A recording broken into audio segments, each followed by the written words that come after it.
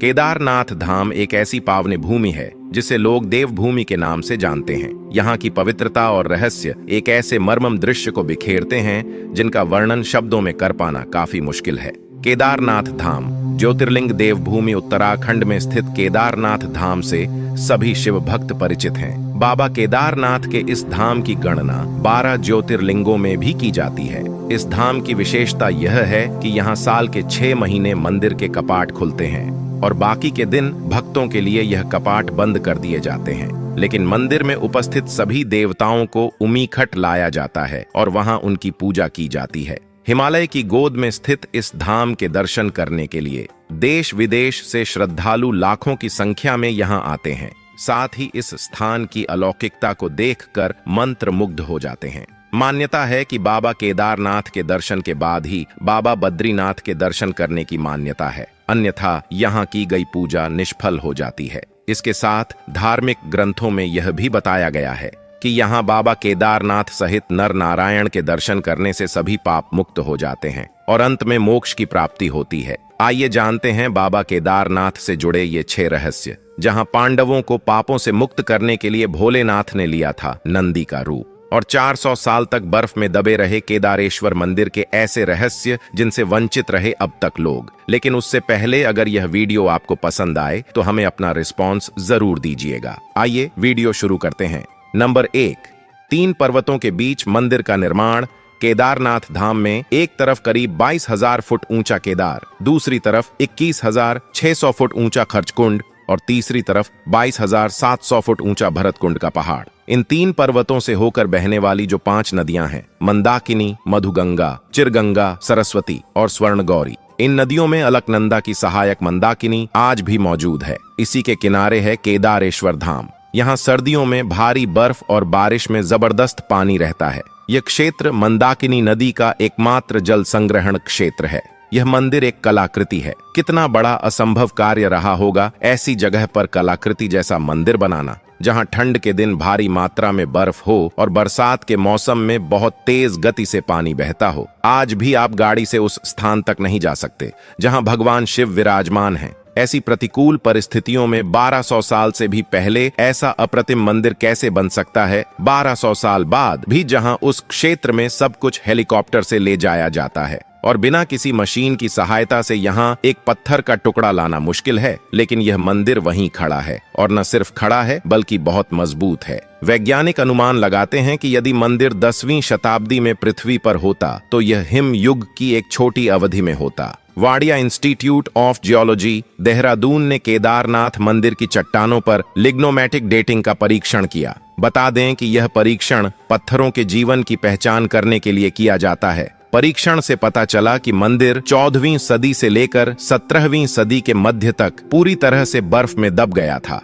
तकरीबन 400 साल तक बर्फ में दबे रहने के बाद भी मंदिर के निर्माण में कोई नुकसान नहीं हुआ। 2013 में केदारनाथ में आई विनाशकारी बाढ़ को सभी ने देखा है। इस दौरान औसत से 375% अधिक बारिश हुई थी। आगामी बाढ़ में तकरीबन 5,700 से ज्यादा लोग मारे गए और 4,200 गांवों को नुकसान पहुंचा। भारतीय वायुसेना ने 1,10,000 से ज्यादा लोगों को एयरलिफ्ट किया गया। इतनी विनाशकारी बाढ़ में सब कुछ तहस नहस हो गया। लेकिन इस भीषण बाढ़ में भी केदारनाथ मंदिर का पूरा ढांचा जरा भी प्रभावित नहीं हुआ। नंबर 2, मंदिर में लगे पत्थरों का रहस्य। यह मंदिर कटवा पत्थरों के भूरे रंग के विशाल और मजबूत शिलाखंडों को जोड़कर बनाया गया है। 6 फुट ऊंचे चबूतरे पर खड़े 85 फुट ऊंचे, 187 फुट लंबे और 80 फुट चौड़े मंदिर की दीवारें 12 फुट मोटी हैं। यह आश्चर्य ही है कि इतने भारी पत्थरों को इतनी ऊंचाई पर लाकर व तराश कर कैसे मंदिर की शक्ल दी गई होगी। दूसरी बात यह है कि इसमें प्रयोग किया गया पत्थर बहुत सख्त और टिकाऊ होता है। खास बात यह है कि इस मंदिर के निर्माण के लिए प्रयोग किया गया पत्थर वहां उपलब्ध नहीं है। तो जरा सोचिए कि उस पत्थर को वहां कैसे ले जाया जा सकता था। उस समय इतने बड़े पत्थर को ढोने के लिए इतने उपकरण भी उपलब्ध नहीं थे। इस पत्थर की विशेषता यह है कि 400 साल तक बर्फ के नीचे रहने के बाद भी इसके गुणों में कोई अंतर नहीं है। आज विज्ञान कहता है कि मंदिर के निर्माण में जिस पत्थर और संरचना का इस्तेमाल किया गया है तथा जिस दिशा में यह मंदिर बना है, उसी की वजह से यह मंदिर इस बाढ़ में बच पाया। केदारनाथ मंदिर उत्तर दक्षिण के रूप में बनाया गया है, जबकि भारत में लगभग सभी मंदिर पूर्व से पश्चिम में हैं। विशेषज्ञों के अनुसार यदि मंदिर पूर्व पश्चिम होता तो ये पहले ही नष्ट हो चुका होता, लेकिन इस दिशा की वजह से केदारनाथ मंदिर बच गया। इसलिए मंदिर ने प्रकृति के चक्र में ही अपनी ताकत बनाए रखी है। मंदिर के इन मजबूत पत्थरों को बिना किसी सीमेंट के एशलर तरीके से एक साथ चिपका दिया गया है। इसलिए पत्थर के जोड़ पर तापमान परिवर्तन के किसी भी प्रभाव के बिना मंदिर की ताकत अभेद्य है। नंबर 3, मंदिर की सीढ़ियों पर लिखी ब्राह्मी लिपि। यह मंदिर मौजूदा मंदिर के पीछे सर्वप्रथम पांडवों ने बनवाया था, लेकिन वक्त के थपेड़ों की मार के चलते यह मंदिर लुप्त हो गया।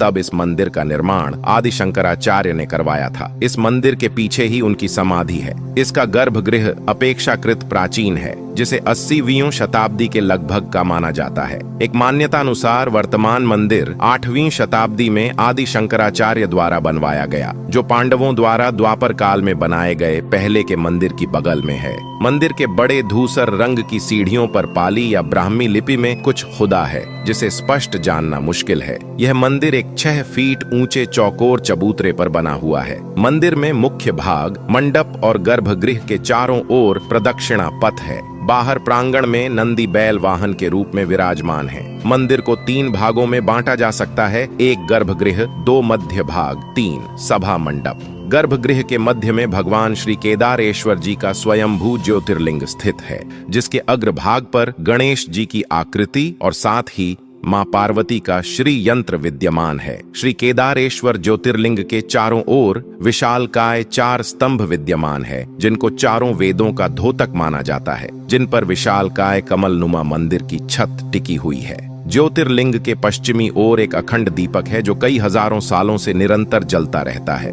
जिसकी हेर देख और निरंतर जलते रहने की जिम्मेदारी पूर्व काल से तीर्थ पुरोहितों की है। गर्भगृह की दीवारों पर सुंदर आकर्षक फूलों और कलाकृतियों को उक्कर कर सजाया गया है। गर्भगृह में स्थित चारों विशालकाय खंभों के पीछे से स्वयंभू ज्योतिर्लिंग भगवान श्री केदारेश्वर जी की परिक्रमा की जाती है। पूर्व काल में श्री केदारेश्वर ज्योतिर्लिंग के चारों ओर सुंदर कटवे पत्थरों से निर्मित जलेरी बनाई गई थी। नंबर 4, भविष्य भद्री का अस्तित्व। दीपावली महापर्व के दूसरे दिन के दिन शीत ऋतु में मंदिर के द्वार बंद कर दिए जाते हैं। ऐसा इसलिए क्योंकि यहाँ की ठंड को सहन करना साधारण व्यक्ति के लिए संभव नहीं है। 6 माह तक मंदिर के अंदर दीपक जलता रहता है। पुरोहित सह सम्मान पट बंद कर भगवान के विग्रह एवं दंडी को 6 माह तक पहाड़ के नीचे ऊखी मठ में ले जाते हैं। 6 माह बाद मई माह में केदारनाथ के कपाट खुलते हैं। तब उत्तराखंड की यात्रा आरंभ होती है। 6 माह मंदिर और उसके आसपास कोई नहीं रहता है,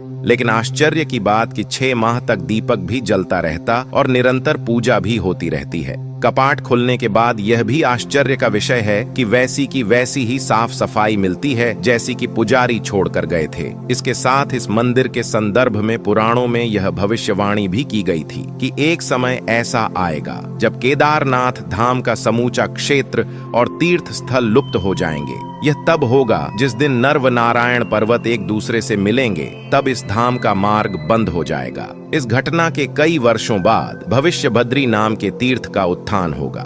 नंबर 5, जल प्रलय के बाद भी मंदिर का बच पाना। 16 जून 2013 की रात प्रकृति ने कहर बरपाया था। जल प्रलय से कई बड़ी बड़ी और मजबूत इमारतें ताश के पत्तों की तरह ढहकर पानी में बह गईं, लेकिन केदारनाथ के मंदिर का कुछ नहीं बिगड़ा। आश्चर्य तो तब हुआ जब पीछे पहाड़ी से पानी के बहाव में लुढ़कती हुई विशालकाय चट्टान आई और अचानक वह मंदिर के पीछे ही रुक गई। उस चट्टान के रुकने से बाढ़ का जल 2 भागों में विभक्त हो गया और मंदिर कहीं ज्यादा सुरक्षित हो गया। इस प्रलय में लगभग 10,000 लोगों की मौत हो गई थी।